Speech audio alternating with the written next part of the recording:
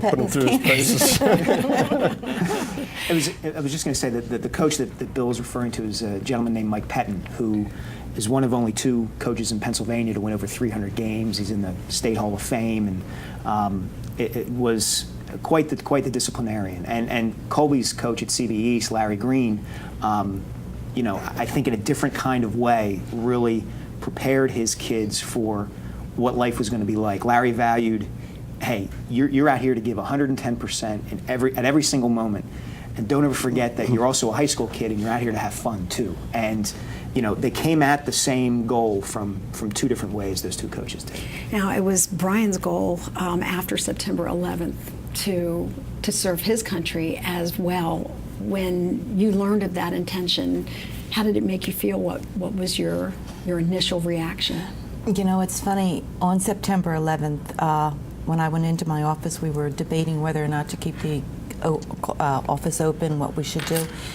And my boss went around and asked how each of us felt about what had just happened. And I sat there and I said, my kid's going to get involved in this somehow. I just know he's going to get involved in it. And he came home at Christmas time and announced us that he was resigning from football and he was going to join the military. I hated the idea. I'll be honest with you. No, that was the first day that I started to get scared, and to this day I'm still nervous about him. Mm-hmm. And I think Bill had different feelings, but.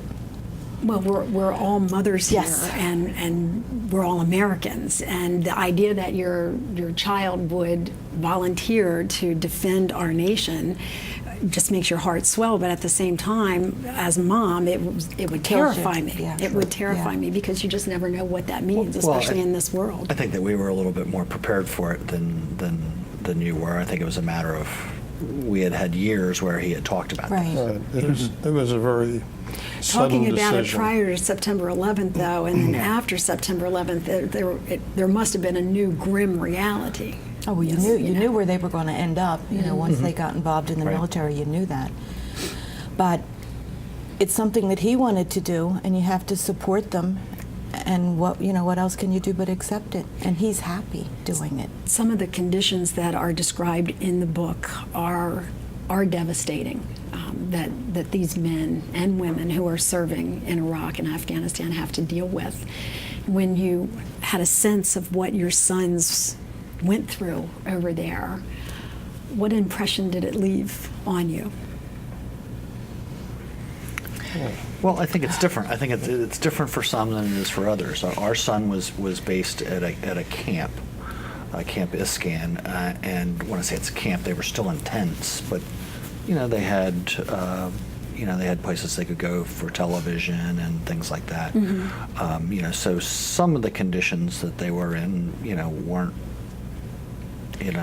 awful, but the actual physical conditions, right. But even the emotional stress of not knowing right. what might happen, always the unknown, the IEDs that ultimately claimed Colby's life. Colby didn't talk about it much. Yeah, he didn't talk about it, and he wouldn't complain.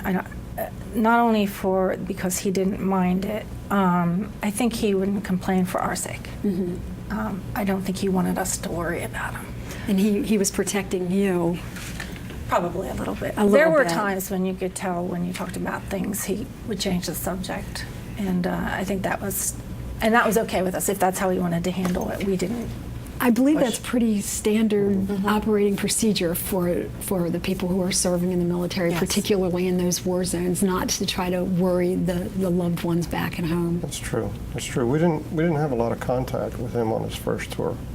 No. Because he was in the wild, wild west, Anbar. Right. And when he did, he expressed the need for some of the comforts of home.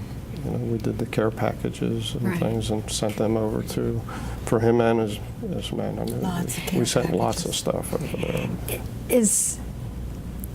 Mike, was it known to the 2 men now that they had this shared history and now they had this shared mission in serving their country? No. They never knew that. Bryan didn't know until... They were classmates and teammates in middle school. Right. And then went to the rival high schools, and Doylestown is a small enough town that if you don't know somebody, you know of them. And so they knew of each other. And you know, Bryan knew Colby was a terrific player for East, and Colby knew Bryan was a terrific player for West, and then they go their separate ways. And it was only after Colby's death that Bryan found out, when Bryan found out about Colby's death, they had a mutual friend who contacted Bryan and told him about Colby's death, and he said, I didn't know. First thing he says, I didn't even know he was in the military. I didn't know he was an Army Ranger. I didn't know he was over there at the same time that I was. And, you know, I mean, to me, from a dramatic storytelling standpoint, that was just unbelievable to me, that these two guys who basically came from the same backgrounds in the same town could arrive at basically the same place in divergent ways. Well, the story is detailed in Fading Echoes, a true story of rivalry and brotherhood from the football field to the fields of honor. It is by Mike Sealski. He's been our guest this hour. And I suggest, as I mentioned, that you get it, and particularly timely around September 11th. So I would suggest that that be something that you get and that you read. I do want to thank Connie and Bill for being with us, and I extend our gratitude to you and your son for what he continues to do for our country. And I do want to thank Nancy and Mark Umbrell for being with us. Their son made the ultimate sacrifice, and you have all of our gratitude for what he did to keep America safe. So thank you very much. And that is all the time that we have for It's Your Call. But if you have questions or comments about our topic today, please feel free to email me. Until the next time, my thanks to my crew and you for watching.